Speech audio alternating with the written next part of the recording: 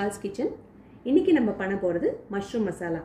அதுக்கு தேவையான பொருட்கள்: மஷ்ரூம், வெங்காயம், தக்காளி 2, இஞ்சி பூண்டு விழுது, கொத்தமல்லி இலை, அப்புறமா கலர்ஃபுல்லாக இருக்கிறதுக்காக ரெட் அண்ட் க்ரீன் கேப்சிகம். அதை தவிர மசாலாக்காக கொஞ்சம் சோம்பு, கொத்தமல்லி விதை,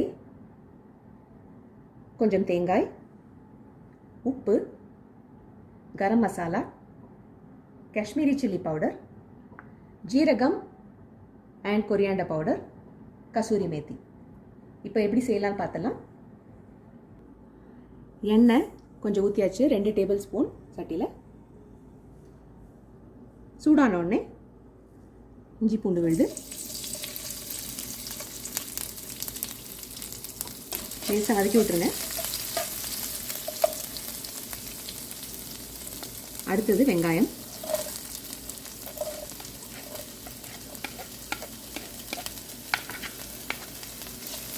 இது நல்லா வதங்கி வரட்டும். 1 ஸ்பூன் உப்பு போட்டுக்கிட்டேன். அதில் வெங்காயம் ஓரளவுக்கு வெந்து வந்தோடனே தக்காளியை போட்டுருவோம்.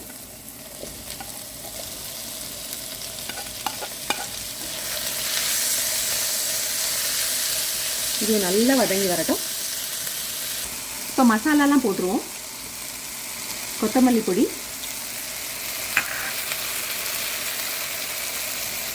ஜீரக பொடி, காஷ்மீரி சில்லி பவுடர், ரொம்ப காரமாக இருக்கும் பார்த்துக்கோங்க, கரம் மசாலா,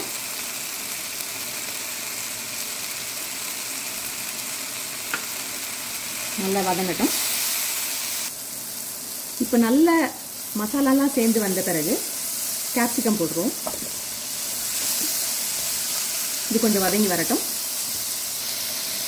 இப்போ கேப்சிகம் ஓரளவுக்கு வெந்து வந்தோடனே மஷ்ரூமை போட்டுடலாம்.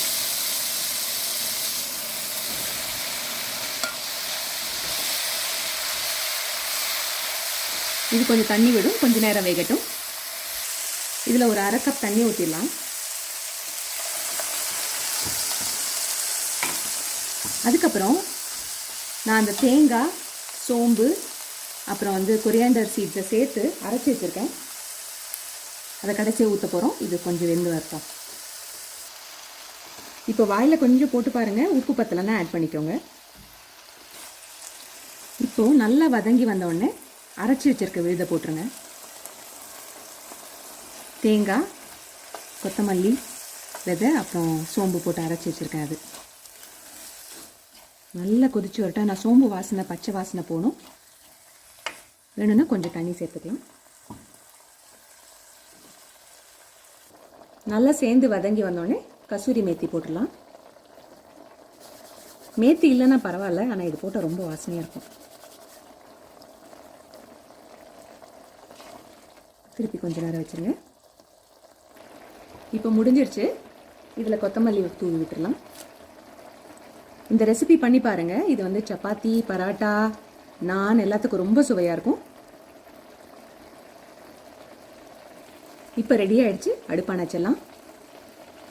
ஒரு பவுலில் மாற்றிடலாம். இதை நீங்களும் செஞ்சு பாருங்கள்.